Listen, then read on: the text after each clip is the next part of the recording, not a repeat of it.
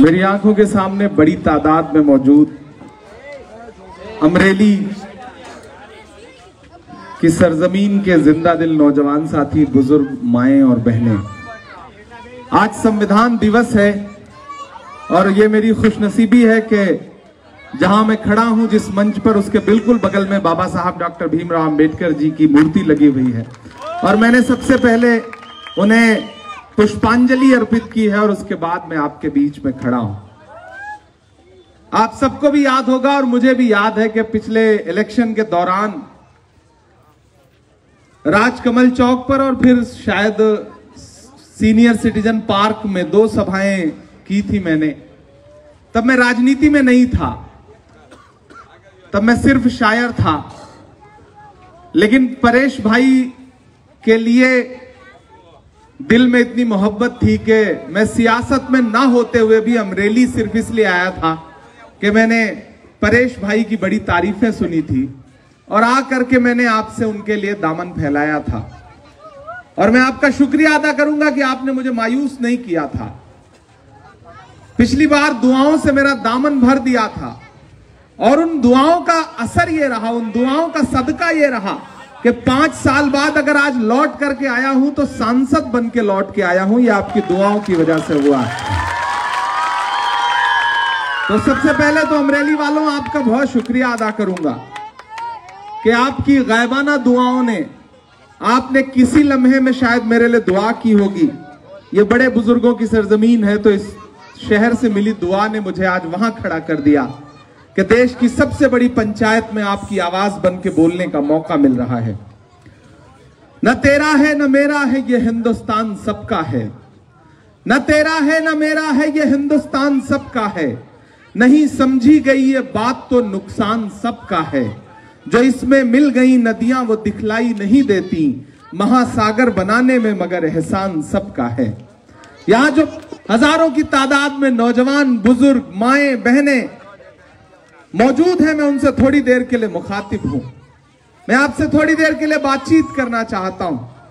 आने वाले दिनों में आपको ईवीएम की कतारों में लगना है और गुजरात के मुस्तकबिल का फैसला करना है। गुजरात के लिए एक नई सरकार चुनना है। तो यहां मौजूद मेरे नौजवान दोस्तों, मैं आपसे बस एक बात कहना चाहता हूं। आज संविधान दिवस है, इसलिए मैं खास तौर से यह बात कहना चाहता हूं कि इस देश में 2 पाले खींचे हुए हैं। एक तरफ वो लोग हैं जो चाहते हैं कि देश संविधान से नहीं बल्कि उनकी मर्जी से चले, जो ये चाहते हैं कि देश उनकी तानाशाही से चले। लेकिन एक तरफ वो लोग खड़े हैं जो चाहते हैं और जिन्होंने ये सोच रखा है कि देश डॉक्टर बाबा साहब भीमराव अंबेडकर के लिखे हुए संविधान से चलेगा, पंडित जवाहरलाल नेहरू जी के विचारों से चलेगा, महात्मा गांधी जी के सपनों से चलेगा, मौलाना आजाद के विचारों से चलेगा। और उसी विजन को लेकर के, उसी सपने को लेकर के हमारे नेता राहुल गांधी जी कन्याकुमारी से कश्मीर तक पैदल निकले हैं। रोज 25 किलोमीटर की यात्रा कर रहे हैं, पैदल चल रहे हैं 25 किलोमीटर। क्यों? क्योंकि उन्हें डॉक्टर बाबा साहब भीमराव अंबेडकर के संविधान को बचाना है, लोकतंत्र को बचाना है। और उसी कड़ी में आज मैं यहां खड़ा हूं। आप सबने पिछली बार एकजुट होकर के, क्या हिंदू, क्या मुसलमान, क्या सिख, क्या ईसाई, सबने मिलकर के परेश भाई को जिताया, परेश भाई के लिए अपना दामन भर दिया। और परेश भाई इसका जिक्र हमेशा करते भी रहते हैं। मैं यहां खड़ा हूं, आधे घंटे आपसे बातचीत करूंगा, गुफ्तगू करूंगा। जो लोग बीच में बच्चे बैठे हैं, मैं उनसे भी गुजारिश करूंगा कि थोड़ी देर उसी तरह चुप हो जाएं जैसे अडवाणी जी चुप रहते हैं। थोड़ी देर बिल्कुल चुप रहे आप सारे लोग। मैं थोड़ी देर आपसे बातचीत करना चाहता हूं। अमरेली वालों, आपका शहर पूरे देश में जाना पहचाना जाता है, पूरी दुनिया में जाना पहचाना जाता है। यहां के लोग मुझे दुनिया के हर हिस्से में मिलते हैं, अमरेली का जिक्र करते हैं। अमरेली का जब नाम आता है तो परेश भाई का भी नाम आता है। परेश भाई आपकी नुमाइंदगी करते हैं। कांग्रेस पार्टी ने उन्हें हमेशा ताकत दी आपके शहर के नाम के साथ। तो मैं यहां खड़ा होकर के आपसे यह कह रहा हूं कि गुजरात की जो 27 साल की भाजपा की सरकार है, उसने गुजरात को क्या दिया है। ये जो विकास का मॉडल है वो कितना झूठा मॉडल है। विकास, जो गुजरात का विकास है, उसका सच क्या है।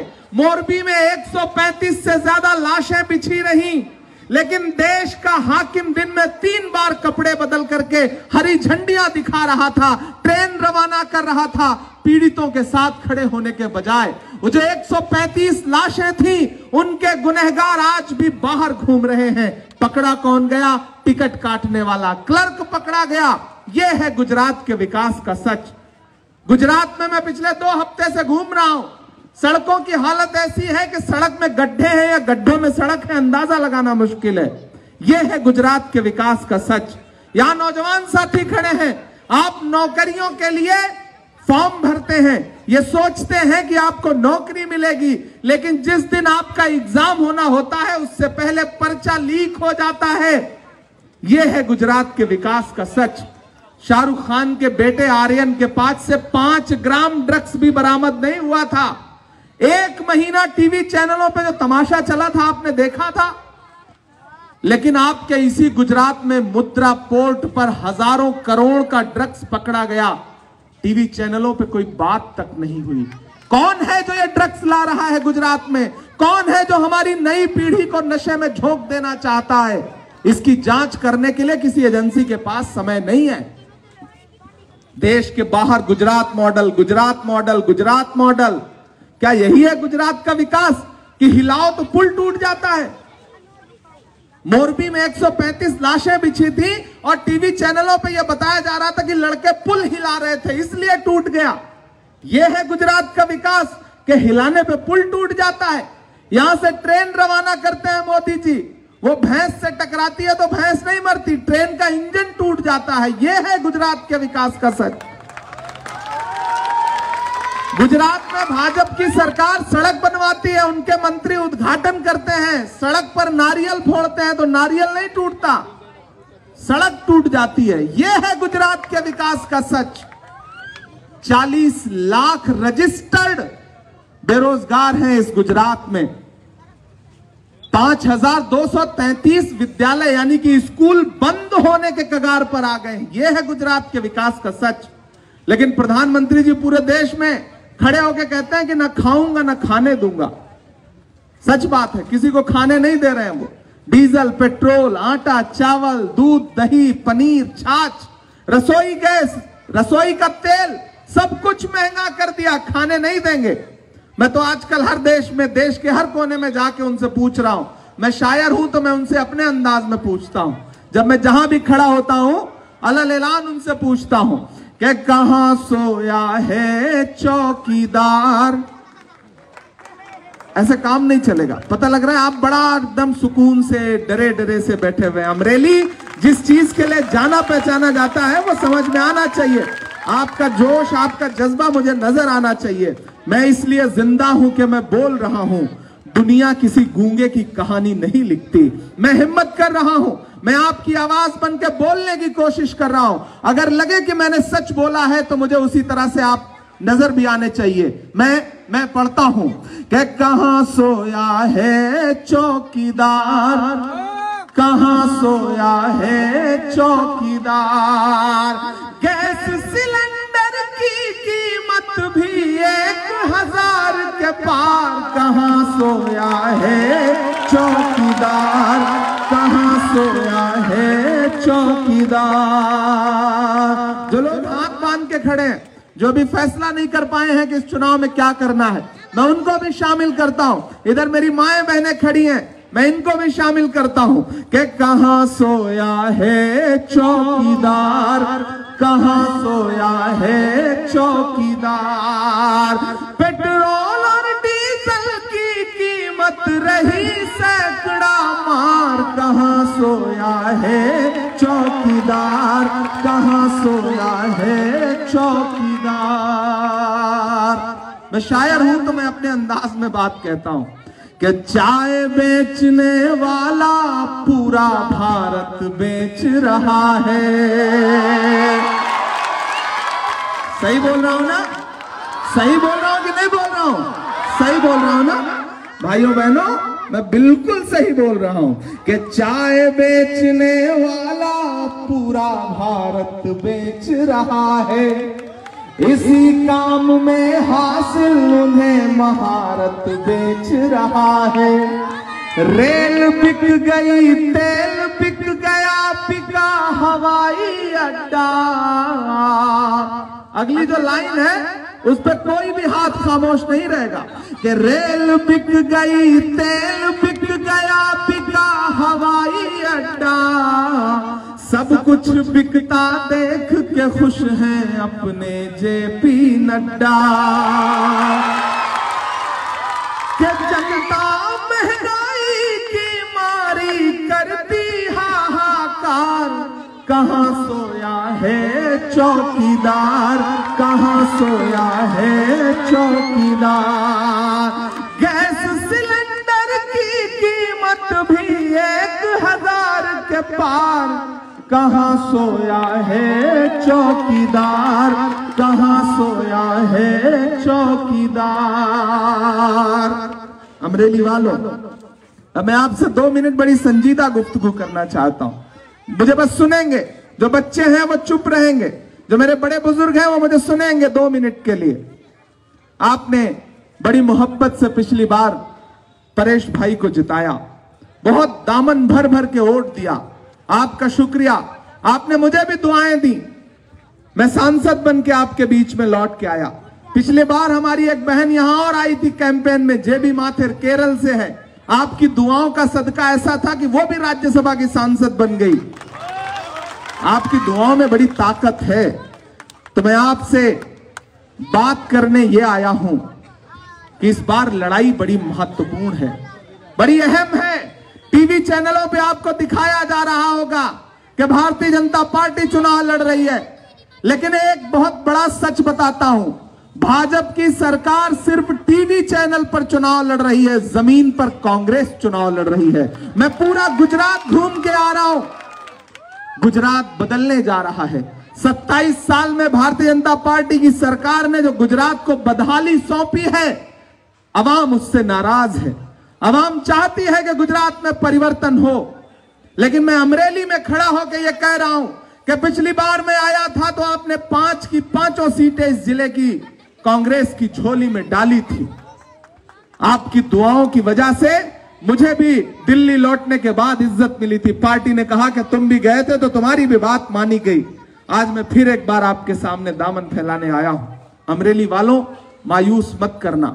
हो सकता है परेश भाई से किसी बात से नाराज हो सकता है परेश भाई कभी आपका फोन ना उठा पाए हो तो आप नाराज हो, कभी ऐसा हो कि आपको यहां जरूरत लगी हो और परेश भाई अहमदाबाद या दिल्ली रहे हो। लेकिन मैं एक बात कहना चाहता हूं कि जब लड़ाई बड़ी हो तो छोटी छोटी चीजें नजरअंदाज करनी पड़ती हैं।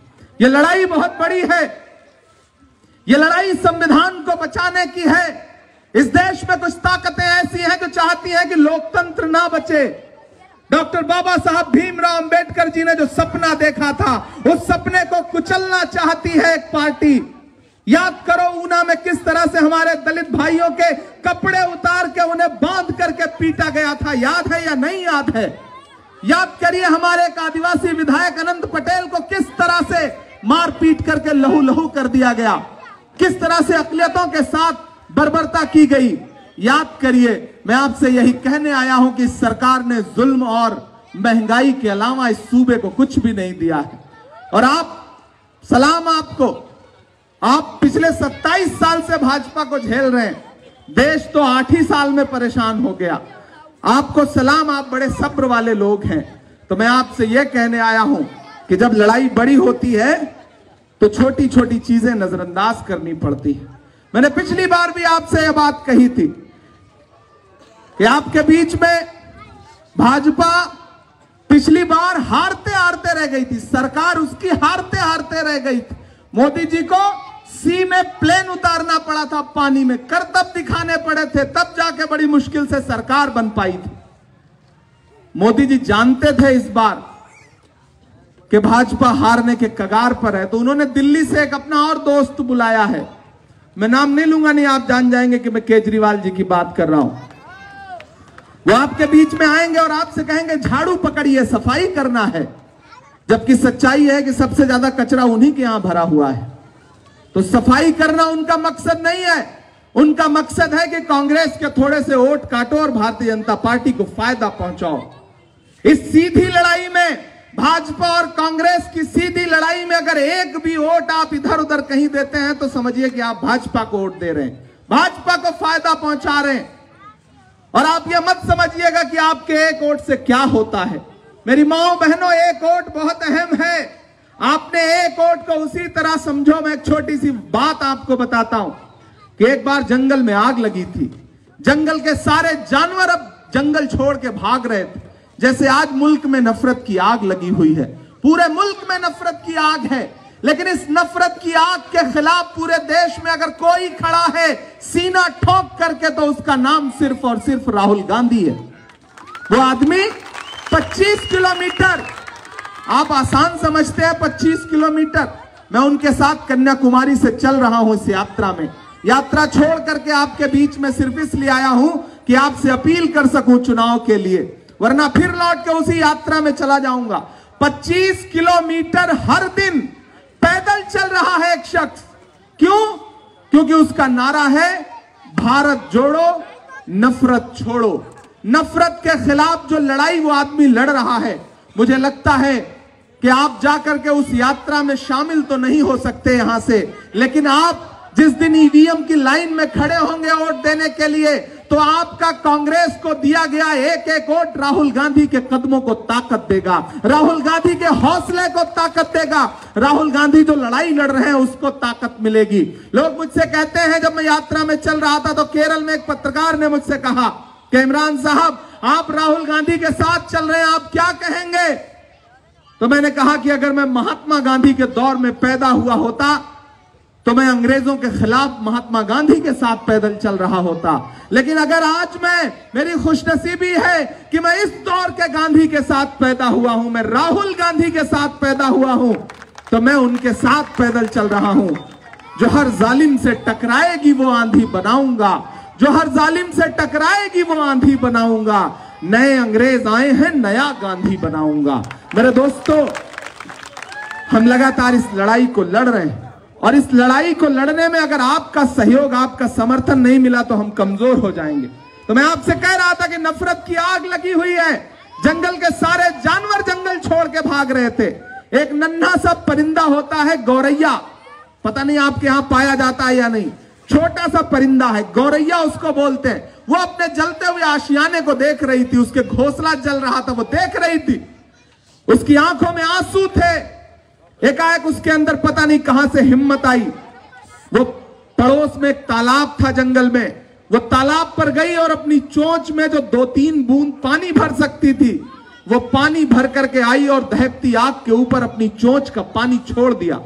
फिर पलट के गई, फिर अपनी चोंच में पानी लेकर के आई, फिर दहकती आग के ऊपर छोड़ दिया, फिर गई, फिर पानी लेके आई। ये करते करते जब वो गौरैया बहुत थक गई तो वो पड़ोस के जंगल की डाल पे बैठ के सुस्ताने लगी। तो वहां बैठे अजगर ने उससे कहा, क्यों री गौरैया, तुझे क्या लगता है तेरे 2 बूंद पानी से जंगल की इतनी बड़ी आग बुझ जाएगी? तो गौरैया के जवाब को अपना जवाब बनाना। गौरैया ने कहा, मुझे यह बात पता है कि मेरे 2 बूंद पानी से जंगल की इतनी बड़ी आग का कुछ नहीं बिगड़ेगा, लेकिन उससे भी बड़ी बात मुझे यह पता है कि कल जब जंगल का इतिहास लिखा जाएगा तो मेरा नाम आग लगाने वालों में नहीं बल्कि आग बुझाने वालों में लिखा जाएगा। तो अमरेली वालों, ये लड़ाई आग बुझाने की है, और इस लड़ाई में अपनी छोटी छोटी नाराजगी को कुर्बान करना पड़ेगा, छोटी छोटी नाराजगी को नजरअंदाज करना पड़ेगा। मैं आपसे यही अपील करने आया हूं, डरिए मत। राहुल गांधी जी एक नारा लगाते हैं कि डरो मत। मुझे पता चला है कि जो उधर भाजपा से लड़ रहे हैं उनके पास बड़ा पैसा है, बड़ी ठेकेदारी में माल कमाया है उन्होंने, लेकिन मुझे यह भी पता है कि इस तरफ हौसला है, जज्बा है, परेश के अंदर जुनून है, और ये अमरेली के अवाम की वजह से है। परेश अकेले कुछ नहीं है, परेश अकेले कुछ नहीं है। परेश धनानी तब परेश बनते हैं जब अमरेली की आवाम उनके साथ शामिल रहती है। आपकी वजह से परेश परेश हैं। और एक बड़ी जिम्मेदारी भरी बात बताऊं कि मैं परेश के लिए मैं यहां क्यों खड़ा हूं। आज मैं मंगरोल में था, जूनागढ़। भाजपा की सरकार क्या कर रही है कि हेलीकॉप्टर का परमिशन का टाइम लिमिट ऐसा कर देते हैं कि प्रोग्राम खत्म होने से पहले ही परमिशन खत्म।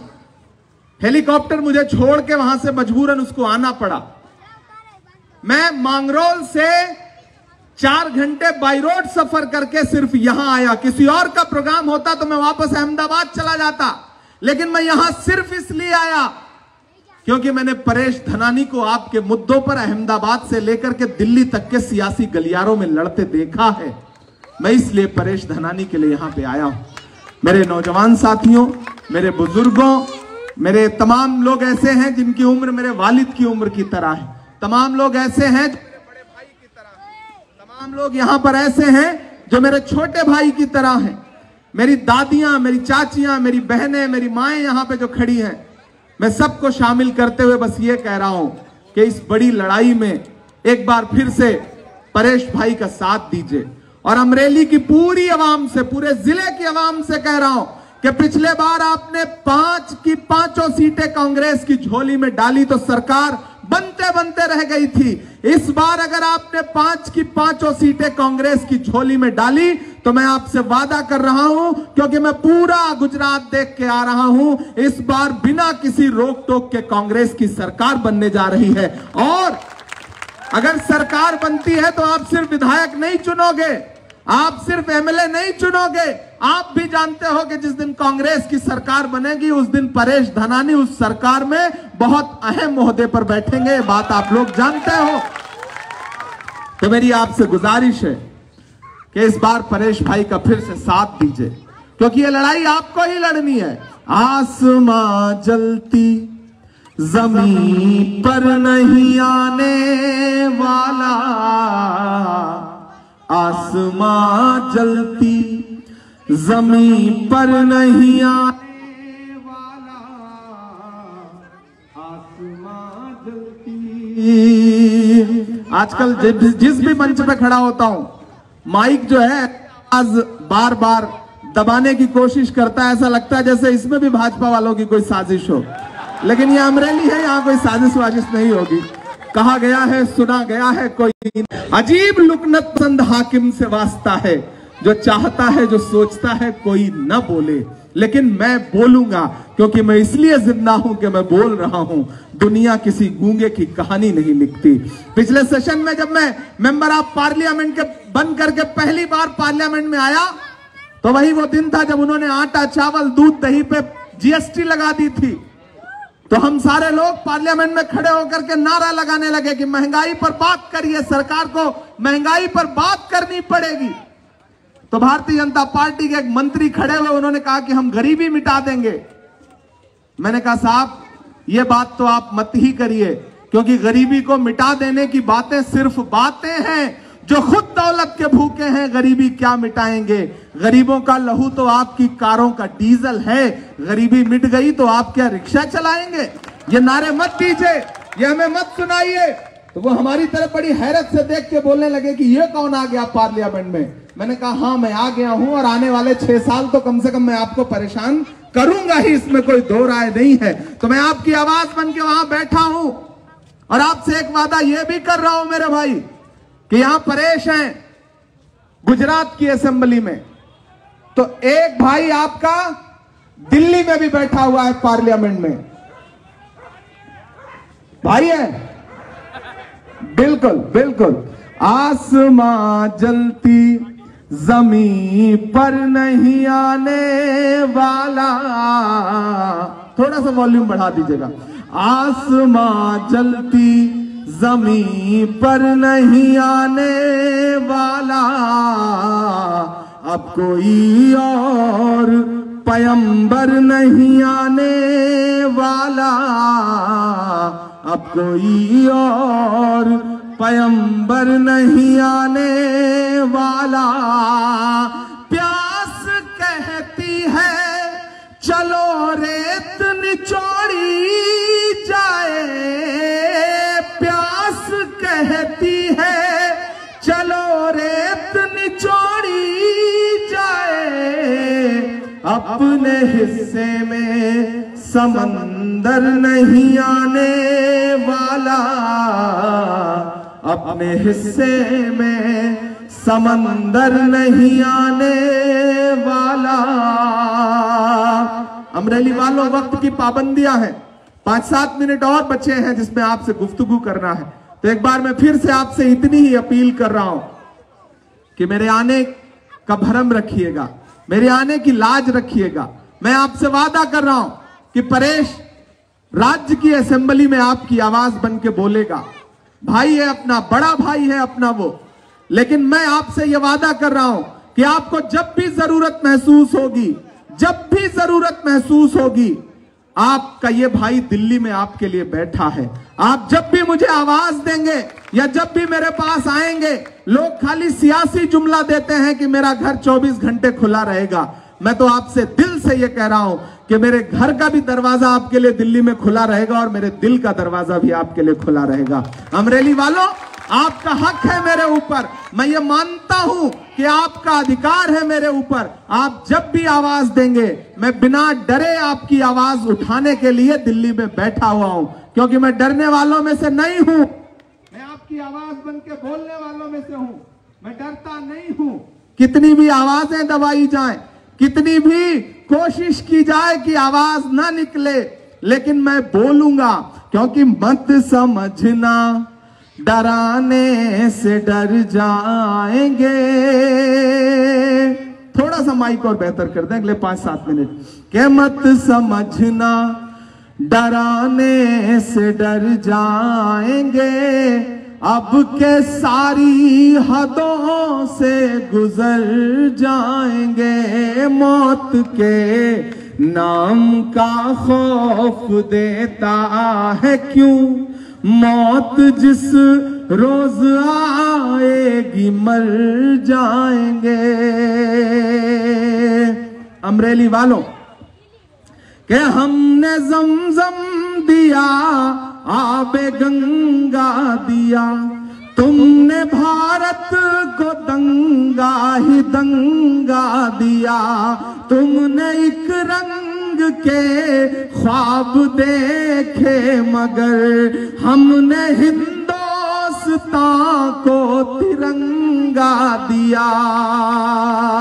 ये तिरंगा बदन पर लपेटे हुए एक दिन इस जमीन में उतर जाएंगे।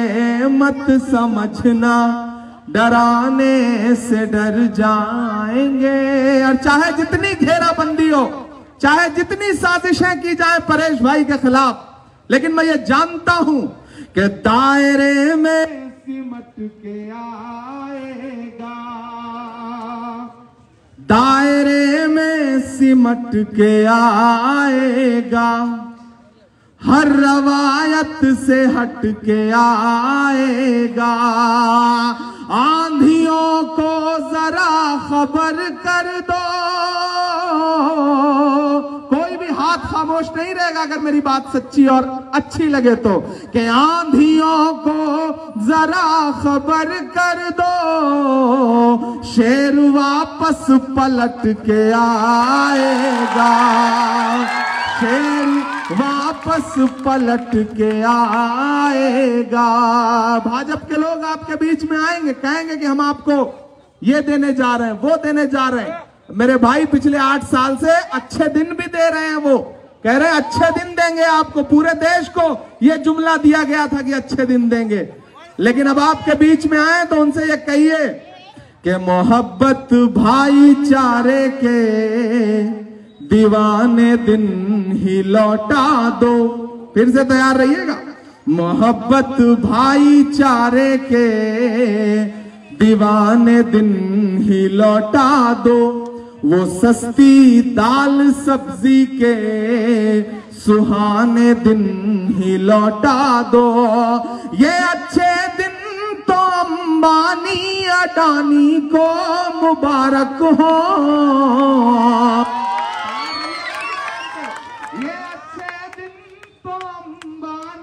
अडानी को मुबारक हो। हमें ऐसा करो साहेब पुराने दिन ही लौटा दो, हमें ऐसा करो साहेब पुराने दिन ही लौटा दो। अमरेली वालों, यहाँ अनीस मामू बैठे हुए हैं, इन्होंने बड़ा दिल से कहा कि आपको यहां आना पड़ेगा। मेरे माइनॉरिटी डिपार्टमेंट के स्टेट चेयरमैन वजीर खान पठान साहब बैठे हुए हैं, और जो मंच पे तमाम अमरेली के सम्मानित लोग बैठे हुए हैं, तमाम यूथ कांग्रेस, NSUI, महिला कांग्रेस, माइनॉरिटी डिपार्टमेंट, सेवा दल, इन तमाम के पदाधिकारियों का मैं बहुत बहुत धन्यवाद अदा करता हूं। आप बड़ी तादाद पे यहां इकट्ठा रहे।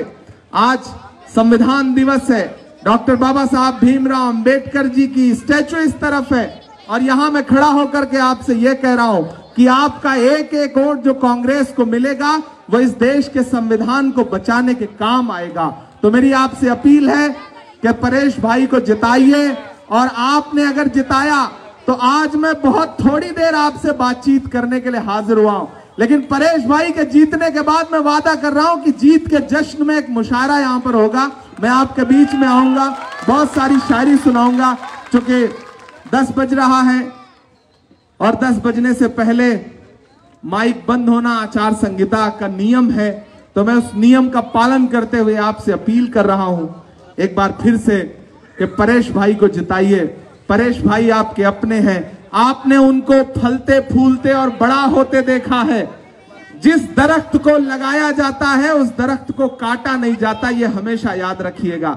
तो मेरी आपसे गुजारिश है दिल की गहराई से कि परेश भाई का साथ दीजिए, कांग्रेस की सरकार बनाइए, परेश भाई को एक बार फिर से अपना विधायक चुनिए और दुआ करिए कि आने वाले दिनों में सरकार बने तो परेश भाई सिर्फ विधायक ना रहे बल्कि सूबे में एक अहम ओहदे पर मिनिस्टर बन के आपके बीच में आए। इन्हीं बातों के साथ मैं आपसे विदा लेता हूं।